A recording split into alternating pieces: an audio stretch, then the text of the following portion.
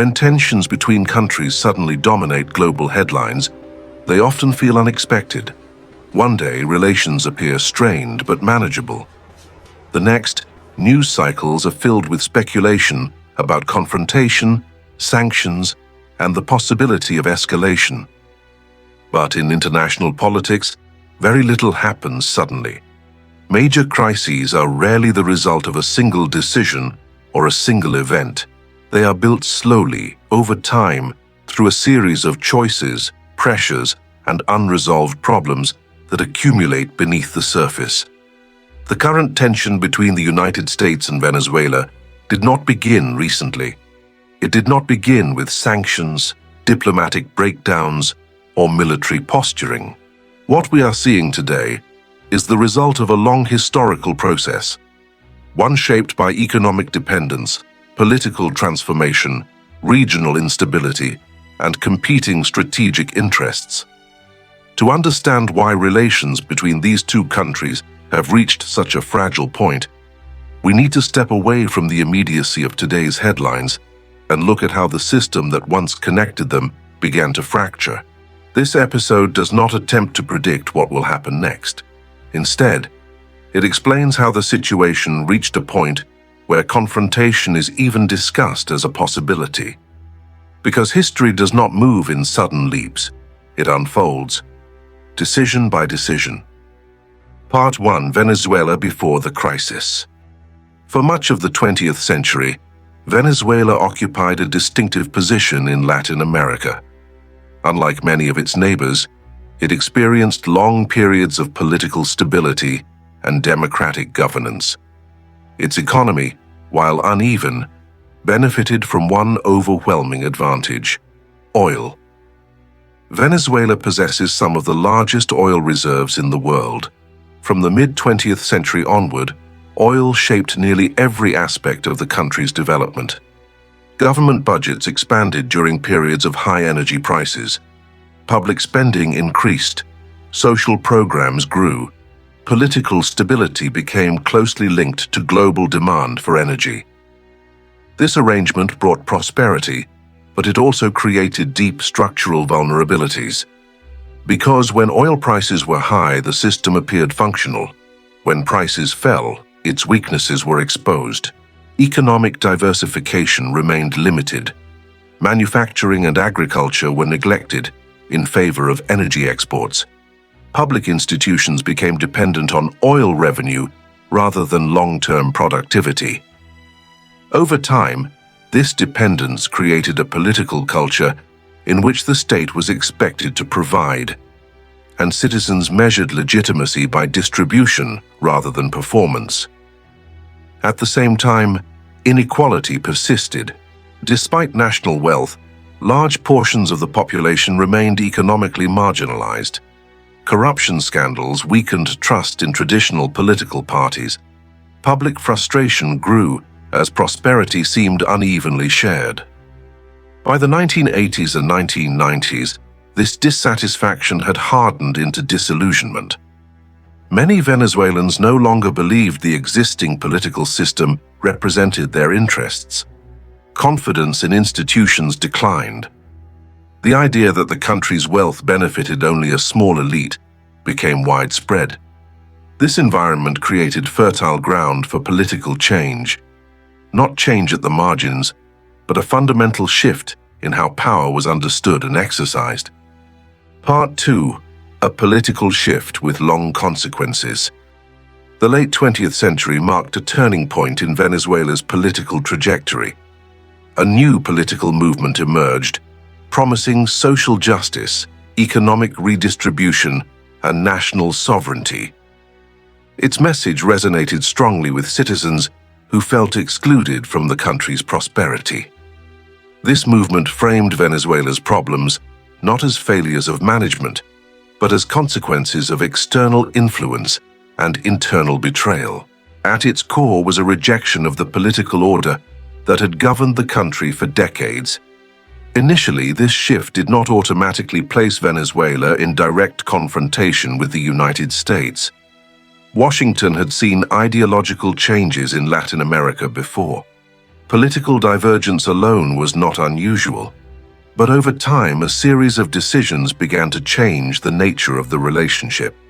State control over the oil industry increased. Foreign companies saw contracts revised or revoked. Nationalization expanded into key sectors of the economy. These actions were presented domestically as necessary steps to reclaim sovereignty and protect national resources. From the perspective of the United States, however, they represented a growing departure from cooperation and predictability. At the same time, political rhetoric hardened. Anti-American language became a common feature of domestic messaging. Foreign policy increasingly emphasized independence from U.S. influence. None of these decisions alone made confrontation inevitable. But together, they altered expectations on both sides. Trust eroded, diplomatic flexibility narrowed, assumptions replaced dialogue. What had once been a pragmatic relationship built on energy and trade slowly transformed into one defined by suspicion. Part 3. The end of a shared framework. As political alignment shifted, so did Venezuela's international posture. The country began to seek partnerships beyond the traditional Western sphere. New alliances formed with states eager to challenge U.S. influence in the region. These relationships were not merely symbolic. They involved energy agreements, financial cooperation, and political coordination.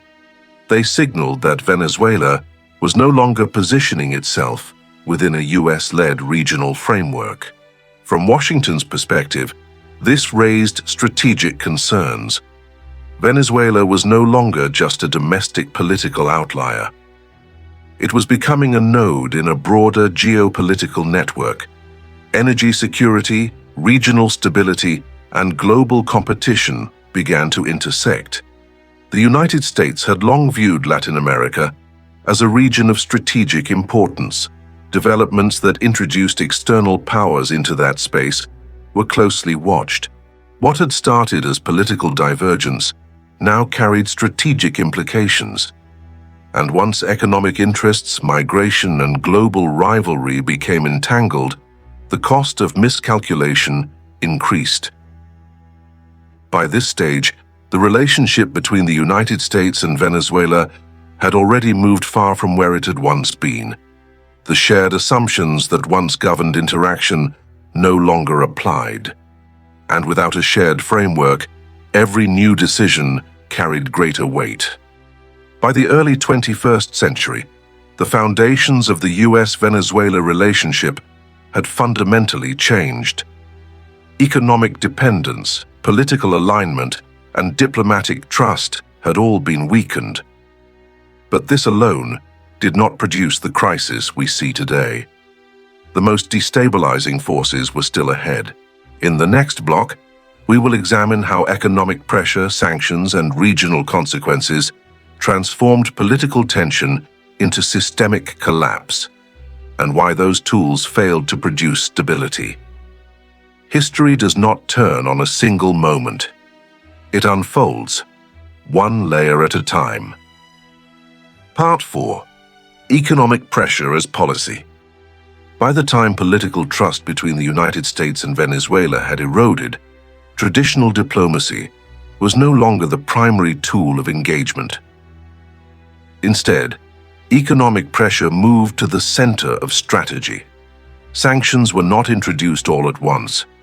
They expanded gradually, targeting individuals, institutions, and eventually entire sectors of the Venezuelan economy. The stated objectives were consistent. Pressure was meant to encourage political reform, limit access to international finance, weaken the leadership's ability to govern. In theory, sanctions were designed to create incentives for negotiation. In practice, they reshaped the entire economic environment. Venezuela's economy was already vulnerable. Its dependence on oil revenue left little margin for disruption. When access to international markets tightened, the impact was immediate. Oil production declined. Foreign investment collapsed. Revenue that once sustained public services disappeared. These effects did not remain abstract. They translated into shortages, unemployment, and the rapid deterioration of daily life. Part 5: From Economic Decline to Systemic Collapse. Economic decline alone does not always produce political change, but prolonged decline alters institutions. As revenue vanished, the state's capacity weakened, public services deteriorated, infrastructure maintenance slowed, healthcare systems became strained. At the same time, currency instability accelerated. Inflation rose sharply, savings lost value, wages failed to keep pace with rising prices. For ordinary citizens, economic survival became the central concern. This environment reshaped political behavior. When institutions can no longer provide stability, informal systems emerge. Black markets expanded, alternative currencies circulated, trust in official mechanisms declined. The political system did not soften under pressure. It hardened. Control over remaining resources became more centralized. Decision-making narrowed.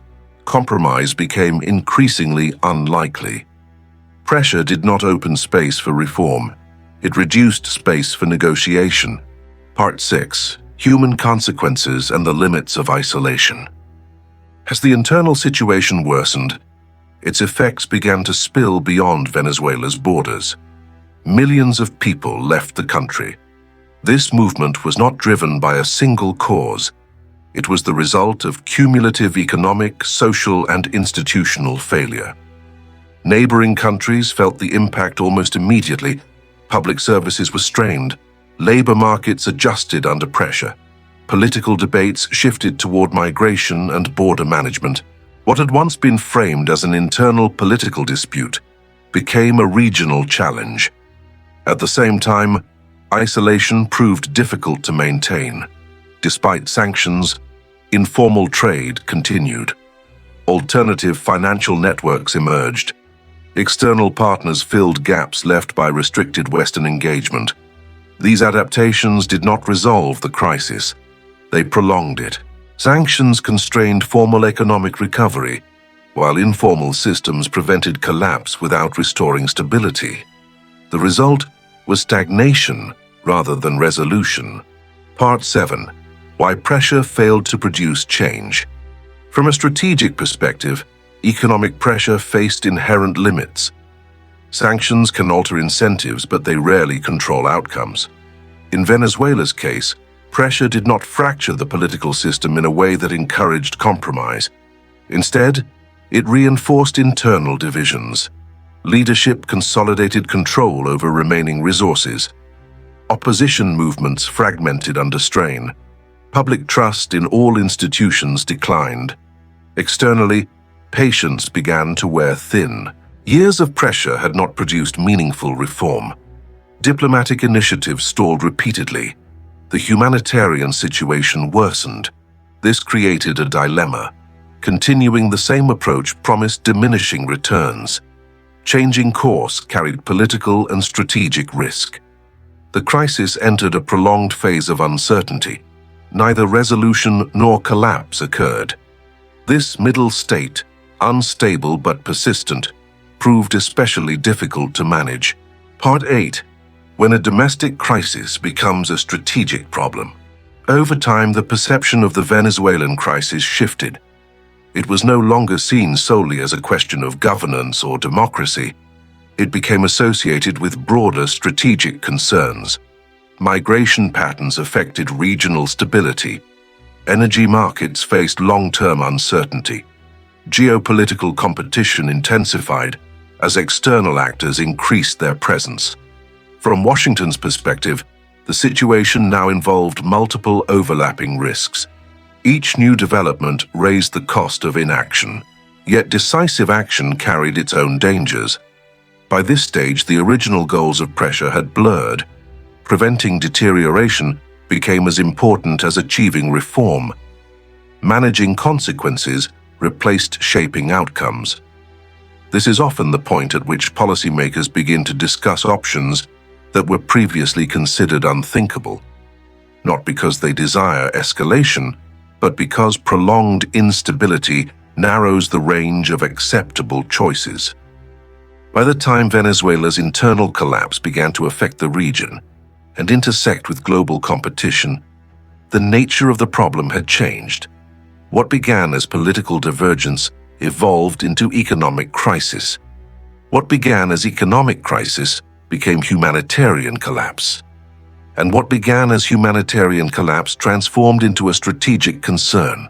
In the next block, we will examine how regional instability and global rivalry further complicated the situation, and why Venezuela increasingly became part of a much larger geopolitical equation. History rarely escalates in a straight line. It compounds. Part 9. Regional instability and the breakdown of containment. By the time Venezuela's crisis reached its most severe stage, it could no longer be contained within national borders. The scale of economic collapse and migration had transformed it into a regional issue. Countries across Latin America were forced to respond, not as observers but as participants affected by the consequences. Borders became pressure points. Public services in neighboring states faced increasing strain. Political debates shifted from foreign policy to domestic stability. What had once been framed as solidarity gradually became a source of tension. Governments struggled to balance humanitarian responsibility with economic and social limits.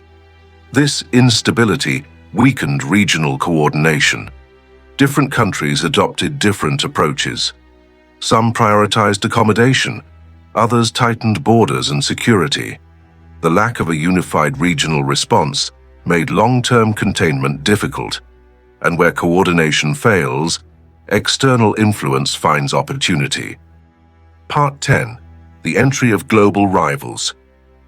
As Western engagement with Venezuela narrowed, other powers stepped in. This shift did not happen overnight. It followed a familiar pattern seen in other prolonged crises. When one set of actors reduces involvement, another fills the vacuum. Venezuela expanded its ties with countries willing to provide financial support, investment, and political backing. These relationships served multiple purposes. For Venezuela, they offered alternatives to isolation. For external partners, they provided strategic footholds in a region traditionally dominated by U.S. influence. Energy agreements deepened, security cooperation increased. Diplomatic alignment became more visible in international forums. From Washington's perspective, this development raised the stakes. The crisis was no longer only about governance or democracy. It now involved geopolitical competition. The longer instability persisted, the more entrenched these new alignments became. And once strategic rivals establish a presence, reversing course becomes far more complicated. Part 11. Energy security and strategic calculations. Energy remained a central factor throughout this transformation. Despite production declines, Venezuela's oil reserves did not disappear. They continued to represent long-term strategic value. Global energy markets are shaped not only by current output, but by future potential. From a strategic standpoint, prolonged instability in a major energy-rich country creates uncertainty. That uncertainty affects investment decisions, supply planning, and geopolitical leverage. At the same time, energy competition intersected with broader global tensions. Supply disruptions elsewhere in the world increased the importance of secure energy corridors. In this context, Venezuela's trajectory mattered not only regionally, but globally. Strategic patience began to wear thin. What once appeared tolerable as a slow-moving crisis now looked increasingly risky. Part 12. Shrinking options and policy fatigue. Years of unresolved tension created a condition known as policy fatigue. Diplomatic tools had been used repeatedly without lasting success. Economic pressure had produced collapse, but not resolution. International mediation had stalled, Each failed approach reduced confidence in the next. Over time, decision-makers faced a narrowing set of options. Maintaining the status quo meant accepting ongoing instability. Escalating pressure risked unintended consequences.